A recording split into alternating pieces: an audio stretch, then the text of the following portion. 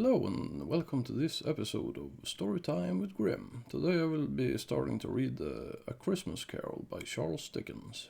I'll begin by reading the preface. I have endeavoured in this ghostly little book to raise the ghost of an idea which shall not put my readers out of humour with themselves, with each other, with the season, or with me. May it haunt their house pleasantly, and no one wish to lay it. Their faithful friend and servant, Charles Dickens. Marley was dead to begin with, there is no doubt whatever about that. The register of his burial was signed by the clergyman, the clerk, and the undertaker, and the chief mourner. Scrooge signed it, and Scrooge's name was good upon change for anything he chose to put his hand to. Old Marley was as dead as a doornail. Mind, I don't mean to say that I know, of my own knowledge, what there is particularly dead about the doornail. I might have been inclined myself to regard a coffin nail as the deadest piece of ironmonger in the trade. But the wisdom of our ancestors is in the simile, and my unhallowed hands shall not disturb it, or the country is done for. You will therefore permit me to repeat, emphatically, said Marley was as dead as a doornail. Scrooge knew he was dead. Of course he did. How could it be otherwise? Scrooge and he were partners for I don't know how many years. Scrooge and I was his sole executor, his sole administrator, his sole assign, his sole residuary legatee, his sole friend and sole mourner. And even Scrooge was not so dreadfully cut up by the sad event, but that he was an excellent man of business on the very day of the funeral, and solemnized it with an undoubted bargain. The mention of Marley's funeral brings me back to the point I started from. There is no doubt that Marley was dead. This must be distinctly understood, or nothing wonderful can come out of the story I'm going to relate. If you were not perfectly convinced that Hamlet's father died before the play began, there would be nothing more remarkable in his striking a stroll at night in an easterly wind upon his own ramparts than there would be in any other middle-aged gentleman rashly turning out after dark in a breezy spot, say St. Paul's churchyard, for instance, literally to astonish his son's weak mind. Scrooge never painted out old Marley's name. There it stood years afterwards, above the warehouse door. Scrooge and Marley. The firm was known as Scrooge and Marley. Sometimes people new to the business called Scrooge, and sometimes Marley. But he answered to both names. It was all the same to him.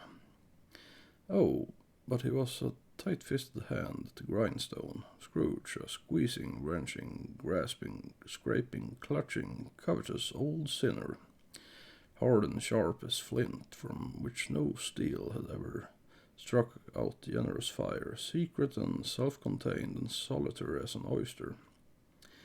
The cold within him froze his old features, nipped his pointed nose, shriveled his cheek, and stiffened his gait, made his eyes red, his thin lips blue, and spoke out shrewdly in his grating voice. A frosty rime was on his head, and on his eyebrows and his fiery chin. He carried his own low temperature always about with him. He iced his office in the dog days, and didn't thaw it 1 degree at Christmas. External heat and cold had little influence on Scrooge, nor warmth warm, no winterish weather chill him. No wind that blew was bitterer than he. No falling snow was more intent upon its purpose. No pelting rain less open to entreaty. Foul weather didn't know where to have him. The heaviest rain and snow, all hail and sleet, could boast of the advantage over him in only one respect. They often came down handsomely, and Scrooge never did. Nobody ever stopped him in the street to say, with gladsome looks, "My dear Scrooge, how are you? When will you come to see me?" No beggars implored him to bestow a trifle. No children asked him what it was o'clock. No man nor woman ever once in all his life inquired the way to such a place as of Scrooge. Even the blind man's dogs would appear to know him, and when they saw him coming on, would tug their owners into doorways and up courts. Then would wag their tails as though they said, "No eye at all is better than an evil eye, dark master." But what did Scrooge care? It was the very thing he liked, to edge his way along the crowded paths of life, warning all human sympathy to keep its distance, was what the knowing ones call nuts to Scrooge. Once upon a time, of all the good days in the year, on Christmas Eve, old Scrooge sat busy in his counting house. It was cold, bleak, biting weather, foggy withal, and he could hear the people in the court outside go wheezing up and down, beating their hands upon their breasts and stamping their feet upon the pavement stones to warm them. The city clocks had only just gone 3. But it was quite dark already. It had not been light all day. Candles were flaring in the windows of the neighboring offices, like ruddy smears upon the palpable brown air. The fog came pouring in at every chink and keyhole was so dense without that, although the court was of the narrowest, the houses opposite were mere phantoms. To see the dingy cloud come dropping down, obscuring everything, one might have thought that nature lived hard by and was brewing on a large scale. The door of Scrooge's counting house was open that he might keep his eye upon his clerk, who in a dismal little cell beyond a sort of tank was copying letters. Scrooge had a very small fire, but the clerk's fire was so very much smaller that it looked like one coal. But he couldn't replenish it, for Scrooge kept the coal box in his own room, and so surely as the clerk came in with a shovel, the master predicted that it would be necessary for them to part. Wherefore the clerk put on his white comforter and tried to warm himself at the candle, which effort, not being a man of a strong imagination, he failed. "A Merry Christmas, Uncle! God save you!" cried a cheerful voice. It was the voice of Scrooge's nephew. It came upon him so quickly that it was the first intimation he had of his approach. "Bah!" said Scrooge. "Humbug!"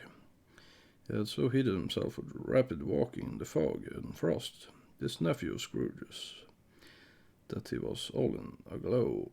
His face was ruddy and handsome, his eyes sparkled, and his breath smoked again. "Christmas a humbug, Uncle?" said Scrooge's nephew. "You don't mean that, I am sure." "I do," said Scrooge. "Merry Christmas, what right have you to be merry? What reason have you to be merry? You're poor enough." "Come then," returned the nephew gaily. "What right have you to be dismal? What reason have you to morose? You're rich enough." Scrooge, having no better answer ready on the spur of the moment, said "Bah!" again, and followed up with "Humbug." "Don't be cross, Uncle," said the nephew. "What else can I be?" returned the uncle, "when I live in such a world of fools as this? Merry Christmas, out upon Merry Christmas. What's Christmas time to you but a time for paying bills without money? Time for finding yourself a year older, but not an hour richer. Time for balancing your books and having every item in them through a round dozen of months presented dead against you." "If I could work my will," said Scrooge indignantly, "every idiot who goes about with Merry Christmas on his lip should be boiled with his own pudding and buried with a stake of holly through his heart," he should. "Uncle," pleaded the nephew. "Nephew," returned the uncle sternly, "keep Christmas in your own way and let me keep it in mine." "Keep it," repeated Scrooge's nephew, "but you don't keep it." "Let me leave it alone, then," said Scrooge. "Much good may it do you. Much good it has ever done you. There are many things from which I might have derived good, but by which I have not profited, I dare say, returned the nephew. Christmas among the rest, but I am sure I have always thought of Christmas time when it has come round, apart from the veneration due to its sacred name, and origin, if anything belonging to it can be apart from that, as a good time, a kind, forgiving, charitable, pleasant time, the only time I know of in the long calendar of the year when men and women seem by one consent to open their shut-up hearts freely, and think of people's below them as if they really were fellow passengers to the grave, not another race of creatures bound on other journeys, and therefore, uncle, though it has never put a scrap of gold or silver in my pocket, I believe that it has done me good, and will do me good, and I say, God bless it. The clerk in the tank involuntarily applauded, becoming immediately sensible of the impropriety, poked the fire, and extinguished the last frail spark forever. Let me hear another sound for you, said Scrooge, and you'll keep your Christmas by losing your situation. Quite a powerful speaker, sir, he added, turning to his nephew. I wonder you don't go into Parliament. Don't be angry, uncle. Come, dine with us tomorrow. Scrooge said he would see him. Yes, indeed he did. He went the whole length of the expression and said he would see him in that extremity first. But why? Cried Scrooge's nephew. Why? Why did you get married? Said Scrooge. Because I fell in love. Because you fell in love, growled Scrooge, as if that were the only thing in the world more ridiculous than a Merry Christmas. Good afternoon. Nay, uncle, but you never came to see me before what happened. Why give it as a reason for not coming now? Good afternoon, said Scrooge. I want nothing from you. I ask nothing of you. Why cannot we be friends? Good afternoon, said Scrooge. I am sorry with all my heart to find you so resolute. We have never had any quarrel to which I have been a party, but I have made the trial in homage to Christmas, and I'll keep my Christmas humour to the last. So a Merry Christmas, uncle. Good afternoon, said Scrooge, and a Happy New Year. Good afternoon, said Scrooge. His nephew left the room without an angry word. Notwithstanding, he stopped at the outer door to bestow the greetings of the season on the clerk, who, cold as he was warmer than Scrooge, for he returned him cordially. There's another fellow, muttered Scrooge, who overheard him. My clerk, with 15 shillings a week and a wife and a family, talking about a Merry Christmas. I'll retire to bed him. This lunatic, in letting Scrooge's nephew out, had let 2 other people in. They were portly gentlemen, pleasant to behold, and now stood with their hats off in Scrooge's office.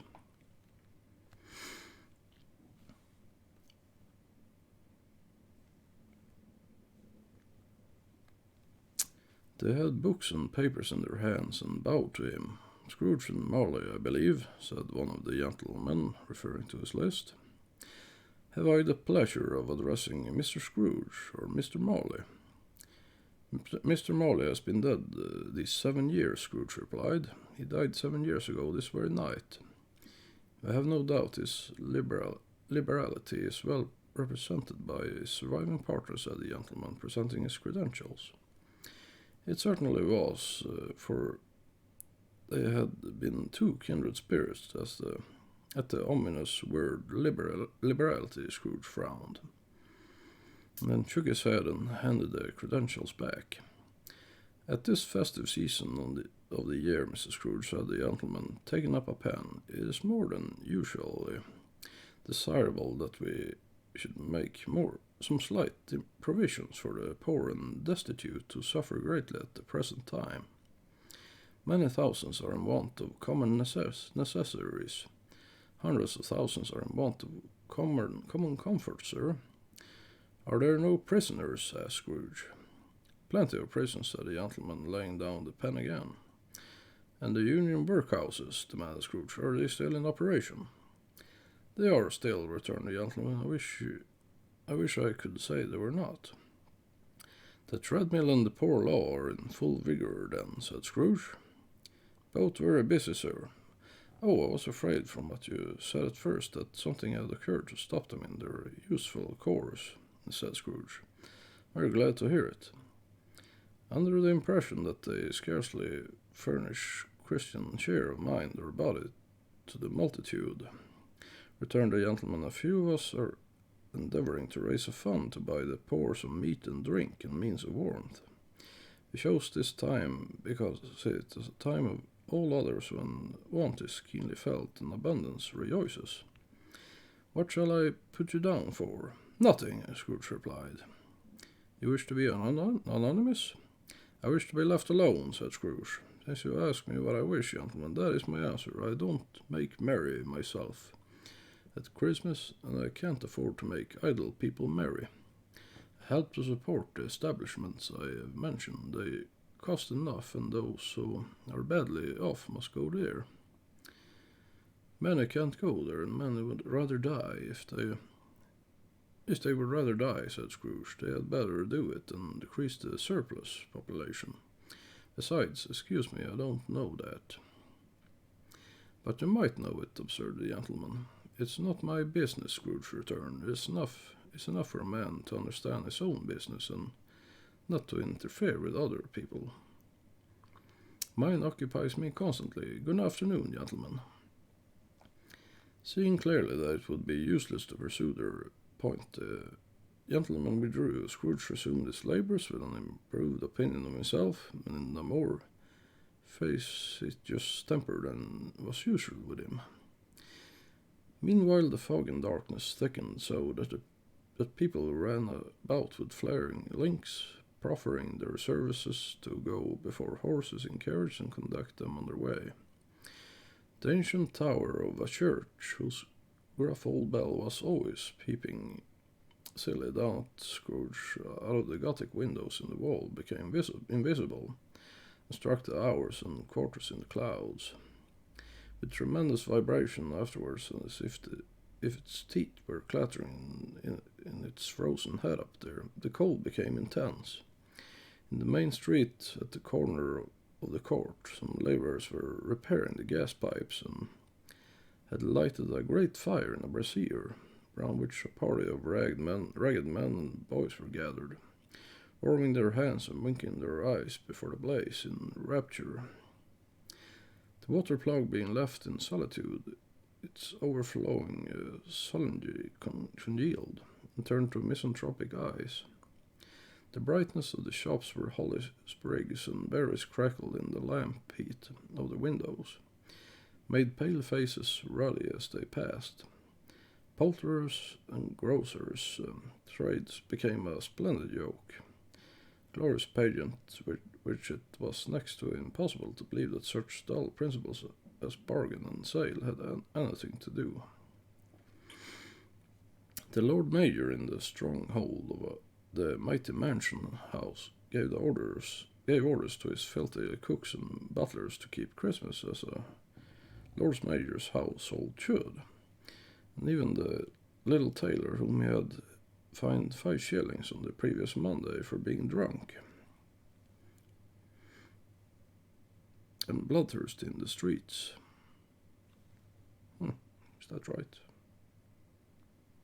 Yeah, sorry. And bloodthirsty the streets stirred up to morose pudging in his garnet, while his lean wife and the baby sallied out to buy the beef. Foggier yet and colder, piercing, searching, biting cold. The good Saint Dunstan had but nipped the evil spirit's nose with a touch of such weather as that, instead of using his familiar weapons, and indeed he would have roared to lusty purpose. The owner of one scant young nose, gnawed and mumbled by the hungry cold as bones are gnawed by dogs, stooped down at Scrooge's keyhole to regale him with a Christmas carol, but at the first sound of "God bless you, merry gentlemen, may nothing you dismay," Scrooge seized the ruler with such energy of action that the singer fled in terror, leaving the keyhole to the fog and even more congenial frost. At length the hour of shutting up the counting-house arrived. With an ill will, Scrooge dismounted from his stool and tacitly admitted the fact to the expectant clerk in the tank, who instantly snuffed his candle out and put on his hat. "You'll want all day tomorrow, I suppose," said Scrooge. "If quite convenient, sir." "It's not convenient," said Scrooge, "and it's not fair. If I was to stop half a crown for it, you think yourself ill-used, I'll be bound." The clerk smiled faintly. "And yet," said Scrooge, "you don't think me ill-used when I pay a day's wages for no work." The clerk observed that it was only once a year. "A poor excuse for picking a man's pocket every 25th of December," said Scrooge, buttoning his great coat to the chin. "But I suppose you must have the whole day. Be here all the earlier next morning." The clerk promised that he would, and Scrooge walked out with a growl. The office was closed in a twinkling, and the clerk, with the long ends of his white comforter dangling below his waist, for he boasted no great coat, went down a slide on Cornhill at the end of a lane of boys, 20 times in honor of it being Christmas Eve, and then ran home to Camden Town as hard as he could pelt to play at blind man's buff. Scrooge took his melancholy dinner in his usual melancholy tavern, and having read all the newspapers and beguiled the rest of the evening with his banker's book, he went home to bed. He lived in chambers which had once belonged to his deceased partner. They were a gloomy suite of rooms in a lowering pile of building up a yard, where it had so little business to be that one could scarcely help fancying it must have run there when it was a young house, playing at hide-and-seek with other houses, and forgotten the way out again. It was old enough now and dreary enough, for nobody lived in it but Scrooge. The other rooms being all let out as offices, the yard was so dark that even Scrooge, who knew it every stone, was fain to grope with his hands. The fog and frost so hung about the black old gateway of the house that it seemed as if the genius of the weather sat in mournful meditation on the threshold. Now it is a fact that there was nothing at all particular about the knocker on the door, except that it was very large. It is also a fact that Scrooge had seen it night and morning during his whole residence in that place. Also that Scrooge had as little of what is called fancy about him as any man in the city of London, even including, which is a bold word, the corporation alderman and livery. Let also be borne in mind that Scrooge had not bestowed one thought on Marley since his last mention of his 7 years dead partner that afternoon. And then let any man explain to me, if he can, how it happened that Scrooge, having his key in the lock of the door, saw in the knocker, without its undergoing an intermediate process of change, not a knocker but Marley's face. Marley's face, it was not in impenetrable shadow as the other objects in the yard were, but had a dismal light about it, like a bad lobster in a dark cellar. It was not angry or ferocious, but looked at Scrooge as Marley used to look, with the ghostly spectacles turned up on its ghostly forehead.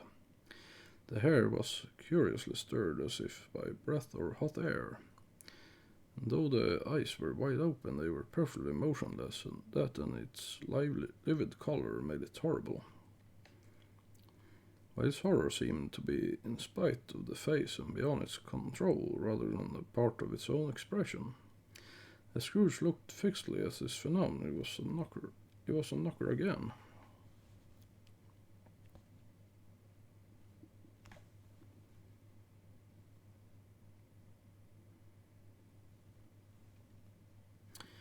To say he was not startled, or that his blood was not conscious of a terrible sensation to which it had been a stranger from infancy, would be untrue. But he put his hand upon the key he had relinquished, turned it sturdily, walked in and lighted his candle.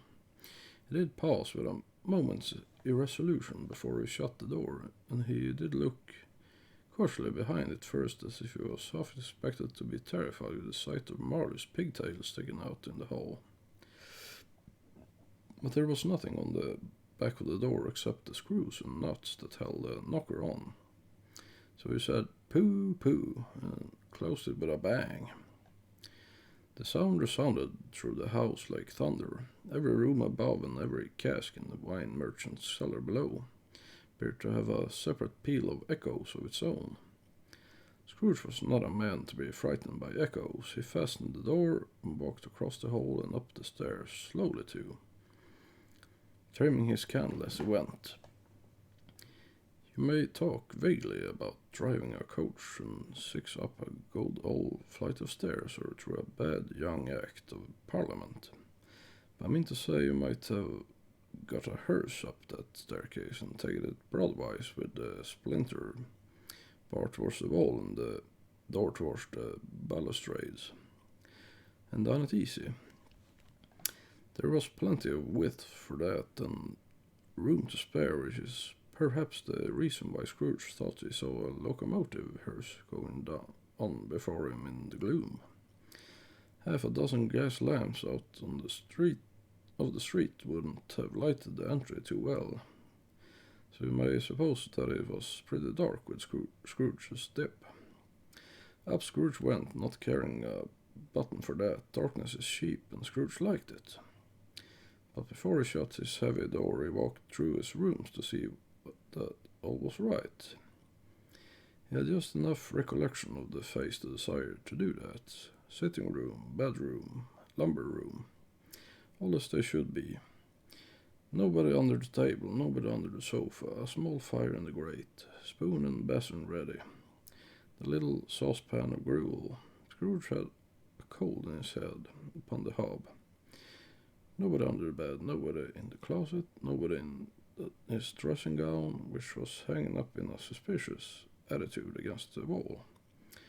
Lumber room as usual, old fire guard, old shoes, 2 fish baskets, washing stand on 3 legs, and a poker.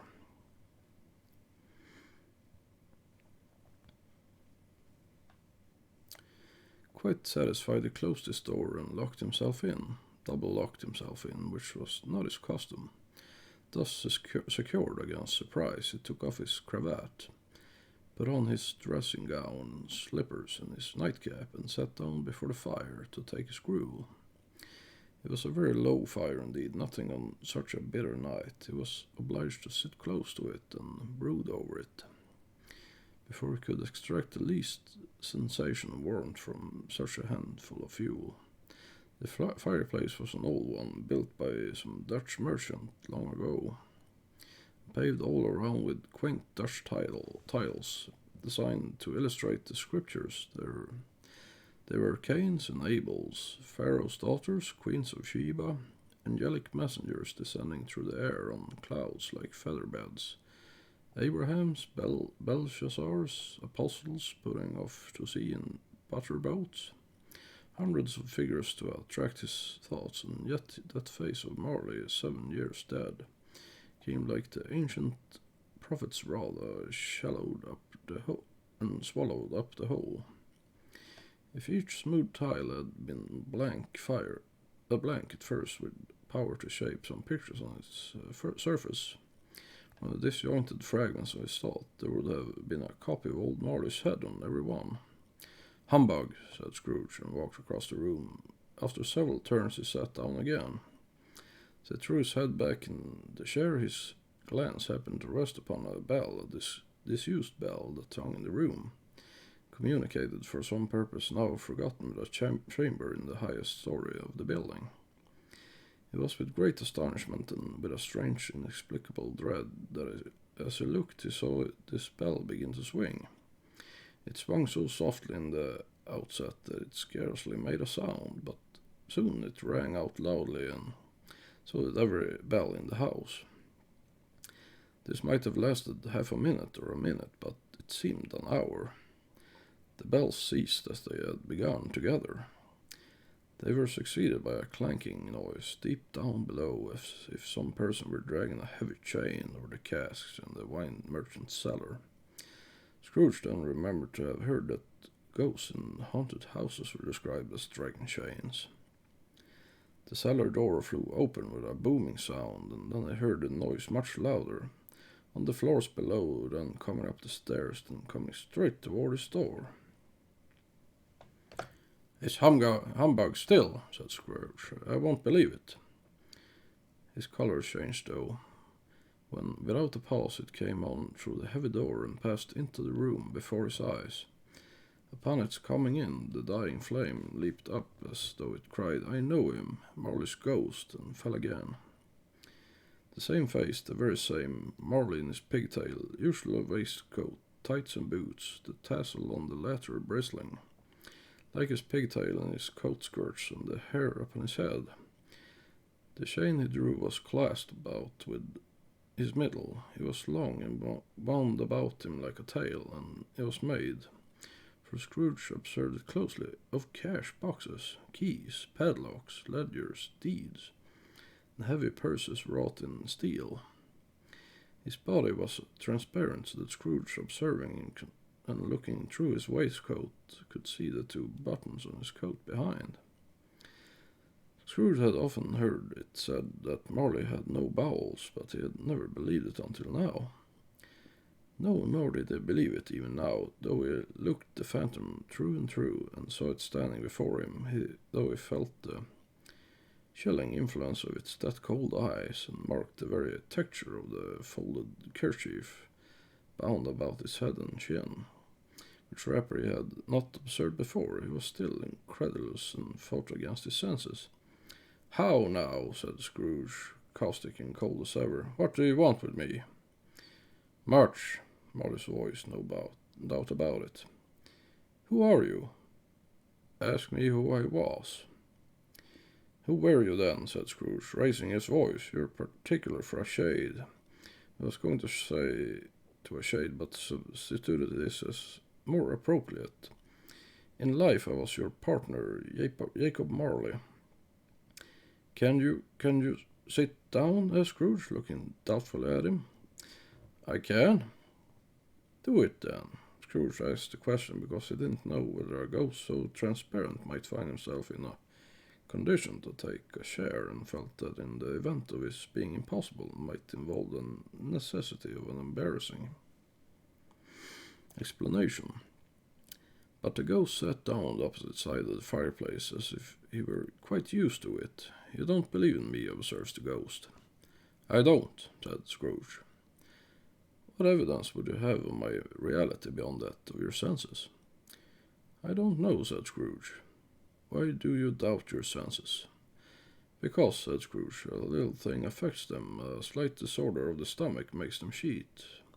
You may be an undigested bit of beef, a blot of mustard, a crumb of cheese, a fragment of an underdone potato. There's more of gravy than of gravy about you, whatever you are." Scrooge was not much in the habit of cracking jokes, nor did he feel in his heart by any means waggish then. The truth is that he tried to be smart, as a means of distracting his own attention and keeping down his terror, for the spectre's voice disturbing the very marrow in his bones. To sit staring at those fixed glazed eyes in silence for a moment would play Scrooge felt the very deuce with him.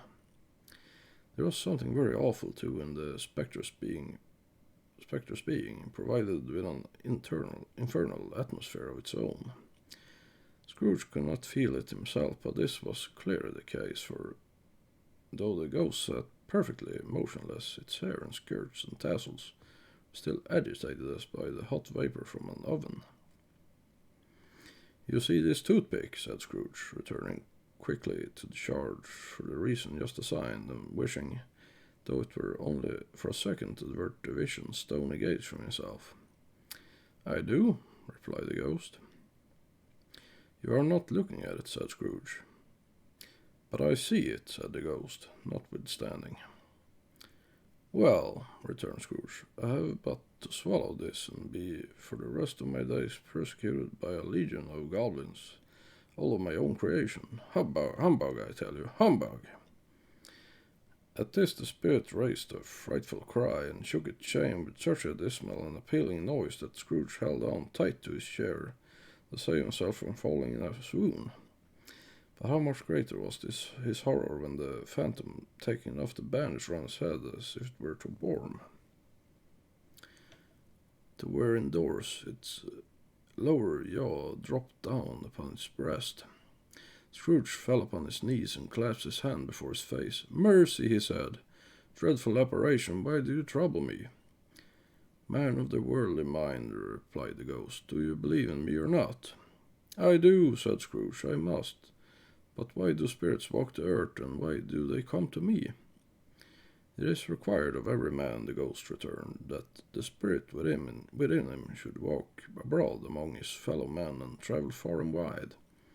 If that spirit goes not forth in life, it is condemned to do so after death. It is doomed to wander through the world, oh, woe, it's me, and witness what it can't share, but might have shared on earth and turned to happiness. Again the spectre raised a cry, and shook its chain, and wrung its shadowy hands. You are feathered, said Scrooge, trembling. Tell me why. I wear the chain I forged in life, replied the ghost. I made it link by link and yard by yard. I girded it on my own free will, and my own free will I wore it. Is its pattern strange to you? Scrooge trembled more and more. Or would you know, pursued the ghost, the weight and length of the strong coil you bear yourself? It was full as heavy and as long as this 7 Christmas Eves ago. You have labored on it since. It's a ponderous chain. Scrooge glanced about him on the floor in the expectation of finding himself surrounded by some 50 or 60 phantoms of iron cable, but I could see nothing. Jacob, he said imploringly, old Jacob Marley, tell me more. Speak comfort to me, Jacob. I have none to give, the ghost replied.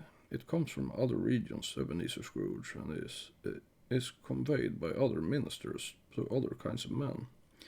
Nor can I tell you what I would. A very little more is all permitted to me. I cannot rest, I cannot stay, I cannot linger anywhere. My spirit never walked beyond our counting house, mark me. In life my spirit never rode beyond the narrow limits of our money-changing hole, and weary yearnings lie before me. It was a habit with Scrooge whenever he became thoughtful to put his hands in his breeches pocket, pondering on what the ghost had said. He did so now, but without lifting up his eyes or getting off his knees. You must have been very slow about it, Jacob, Scrooge observed in a businesslike manner, though with a humility and deference. Slow, the ghost repeated. 7 years dead, mused Scrooge, and travelling all the time. The whole time, said the ghost. No rest, no peace, incessant torture of remorse. You travel fast, said Scrooge. On the wings of wind, replied the ghost. You might have got over a great quantity of ground in 7 years, said Scrooge. The ghost, on hearing this, set up another cry and clanked its chain so hideously in the dead silence of the night that the ward would have been justified in indicting it for a nuisance. O captive, bound in double iron, cried the phantom, not to know that ages of incessant labour by immortal creatures for this earth must pass into eternity before the good of which it is susceptible is all developed. Not to know that any Christian spirit working kindly in its little sphere, whatever it may be, will find its mortal life too short for its vast means of usefulness. Not to know that no space of regret can make amends for one's life opportunities misused. Yet such was I, oh, such was I. But you were always a good man of business, Jacob, faltered Scrooge, who now began to apply this to himself. Business, cried the ghost, wringing its hands again. Mankind was my business, the common welfare was my business. Charity, mercy, forbearance, and benevolence were all my business. The dealings of my trade were but a drop of water in the comprehensive ocean of my business. It held up its chain at arm's length as if that were the cause of all its unavailing grief, and flung it heavily upon the ground again. At this time of the rolling year, the spectre said, I suffer most. Why did I walk through the crowds of fellow beings with my eyes turned down and never raised them to that blessed star which led the wise men to a poor abode? Were there no poor homes to which its light would have conducted me? Scrooge was very much dismayed to hear the spectre going on at this rate, and began to quake exceedingly. Hear me, cried the ghost, my time is nearly gone. I will, said Scrooge, but don't be hard upon me, don't be flowery, Jacob, pray. How is it that I appear before you in a shape that you can see? I may not tell. I have sat invisible beside you many and many a day. It was not an agreeable idea, Scrooge shivered, and wiped the perspiration from his brow. There is no light part of my penance, pursued the ghost. I am here tonight to warn you that you have yet a chance and hope to escaping my fate, a chance and hope of my procuring, Ebenezer. You're always a good friend to me, said Scrooge. Thank ye. You will be haunted, resumed the ghost, by 3 spirits. Scrooge's countenance fell almost as low as the ghost had done. Is that the chance and hope you mentioned, Jacob? He demanded in a faltering voice. It is. I think I'd rather not, said Scrooge. Without their visits, said the ghost, you cannot hope to shun the path I tread. Expect the first tomorrow when the bell tolls 1. Couldn't I take him all at once and have it over, Jacob? Hinted Scrooge. I expect the second the night next night at the same hour, the third upon the next night when the last stroke of 12 has ceased to vibrate. Look to see me no more, and look that for your own sake you remember what has passed between us. When it had said these words, the spectre took its wrapper from the table and bound it round its head as before. Scrooge knew this by the smart sound its teeth made when the jaws were brought together by the bandage. He ventured to raise his eyes again and found his supernatural visitor confronting him in an erect attitude, with his chain wound over and about its arm. The apparition walked backwards from him, and at every step it took, the window raised itself a little, so that when the spectre reached it was wide open. It beckoned Scrooge to approach, which he did. When they were within 2 paces of each other, Marleys Ghost held up its hand, warning him to come no nearer. Scrooge stopped, not so much in obedience as in surprise and fear, for on the raising of the hand he became sensible of confused noises in the air, incoherent sounds of lamentation and regret, wailings inexpressibly sorrowful and self-accusatory. The spectre, after listening for a moment, joined in the mournful dirge and floated out upon the bleak dark night. Scrooge followed to the window, desperate in his curiosity. He looked out. The air filled with phantoms wandering hither and thither in restless haste and moaning as they went. Every one of them wore chains like Marleys Ghost. Some few, they might be guilty governments, were linked together. None were free. Many had been personally known to Scrooge in their lives. He had been quite familiar with one old ghost in a white waistcoat with a monstrous iron safe attached to his ankle, who cried piteously at being unable to assist a wretched woman with an infant, whom it saw below upon a doorstep. The misery with them all was clearly that they sought to interfere for good in human matters and had lost the power forever. Whether these creatures faded into mist, or mist enshrouded them, he could not tell. But they and their spirits' voices faded together, and the night became as it had been when he walked home. Scrooge closed the window and examined the door by which the ghost had entered. It was double locked, and as he had locked it with his own hands, and the bolts were undisturbed.